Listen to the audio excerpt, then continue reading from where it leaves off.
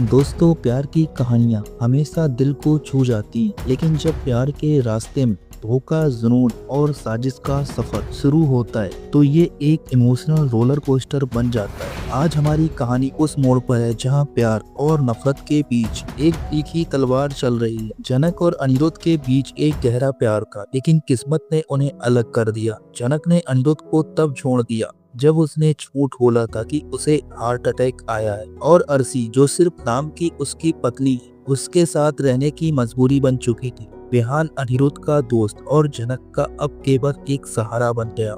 जब जनक को ब्रजभूषण और उसके कुत्ते के खौफ से बचना और जान के लिए बिहान के घर में रहने लगती है, लेकिन सिर्फ एक माँ के रूप बिहान के बेटे की देखभाल करते हुए। दूसरी तरफ अनिरुद्ध अपने दिल के जज्बात के साथ लड़ता है, लेकिन जनक के बिना उसकी जिंदगी अधूरी सी लगती है। अरसी उसके जिंदगी में एक अनचाहे रिश्ते का बोझ है जो कभी उसके दिल तक नहीं पहुंच सकती। केत की बिहान की मां ने जनक को मारने तक की कोशिश की, लेकिन अनिरुद्ध और आदित्य ने मिलकर उसे बचा लिया। बिहान, जो शुरू में एक दोस्त था, अब जनक के प्यार में जुनूनी बन गया। जनक की सादगी और खुद को संभालने का अंदाज से अपने प्यार का एहसास दिलाने लगा। दोस्तों, बिहान ने अपने दिल की बात जनक के सामने रखी, लेकिन जनक ने उसे साफ साफ कह दिया कि उसका दिल सिर्फ अनिरुद्ध के लिए धड़कता है। और अब कहानी एक नए मोड़ पर है जहां बिहान का जुनून एक खतरनाक रूप लेने लगा है। जनक के साथ रहने की चाहत उसे एक ऐसे इंसान में बदलने लगी है जो किसी भी हद तक जा सकता है।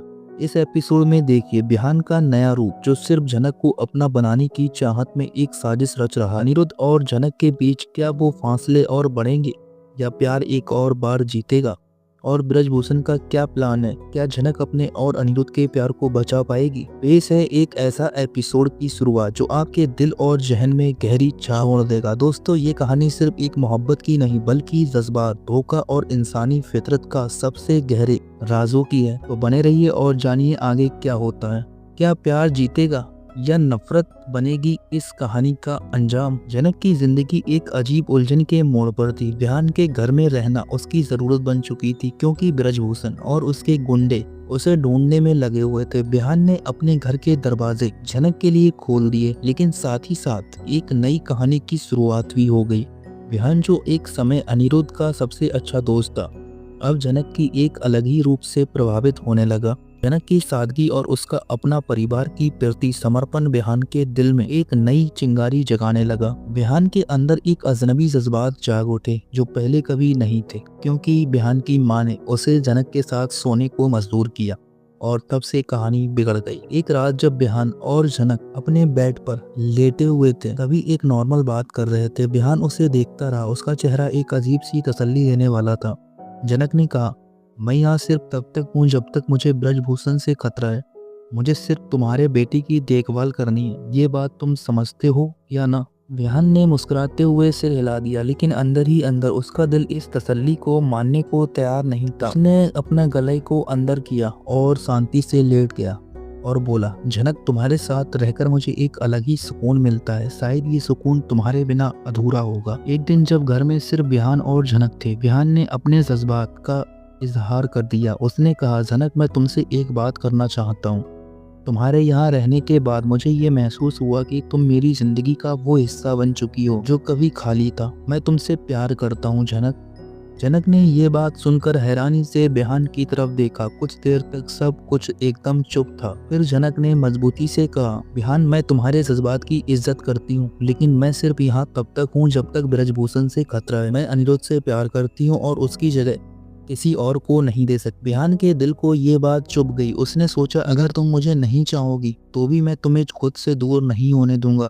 तुम सिर्फ मेरी हो, जनक। बिहान का जज्बात अब एक ऑब्सेशन में बदलने लगे। उसने सोच लिया था कि वो जनक को अपने साथ रखेगा, चाहे उसके लिए उसे किसी भी हद तक क्यों ना जाना पड़े। उसने ब्रजभूषण के साथ मिलकर एक नई साजिश रचनी शुरू कर दी। एक रात जनक अपने कमरे में थी जब बिहान उसके पास आया और उससे कहा, मैं चाहता हूँ कि तुम यहाँ हमेशा के लिए रहो, सिर्फ मेरे साथ। तुम्हें मेरी पत्नी बनकर रहना होगा, जनक। जनक ने गुस्से और हैरानी से कहा, तुम मुझे मजबूर नहीं कर सकते बिहान।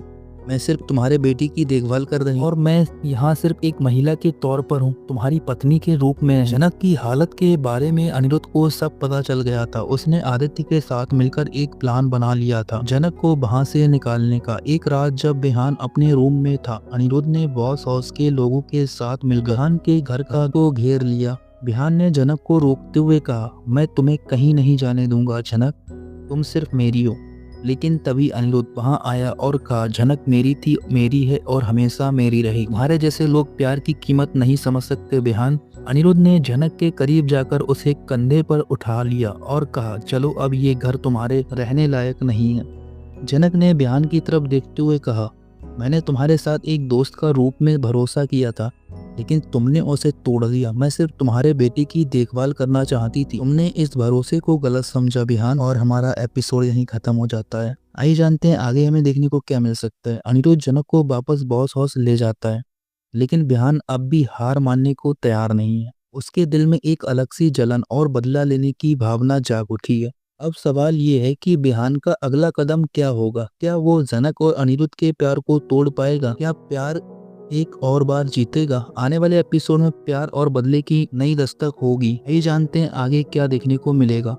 अर्शी जो अब भी जनक को अपनी जिंदगी और अनिरुद्ध से दूर देखना चाहती थी, बिहान के साथ मिलकर एक नई साजिश रचती है। वो ब्रजभूषण से मिलती है और उसके साथ एक सॉलिड प्लान बनाती है। ब्रजभूषण जो जनक को अपने कब्जे में लेना चाहता है, एक और खतरनाक चाल चलता है, जनक को दोबारा किडनैप करने का प्लान। इस बार ब्रजभूषण का इरादा सिर्फ जनक को किडनैप करना ही नहीं, बल्कि उसे हमेशा के लिए खत्म कर देना का है। एक डरावनी रात, जनक को एक सुनसान जगह ले जाया जाता है, जहां ब्रजभूषण अपने डेंजरस गुंडों के साथ उसका इंतजार कर रहा होता है।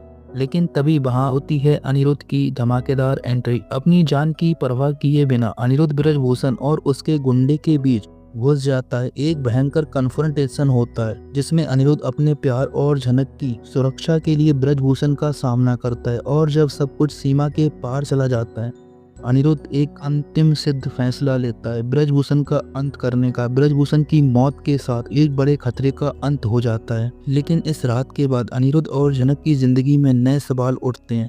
क्या अब जनक और अनिरुद्ध अपने प्यार की नई शुरुआत कर पाएंगे? अर्शी और बिहान का प्लान्स का क्या होगा?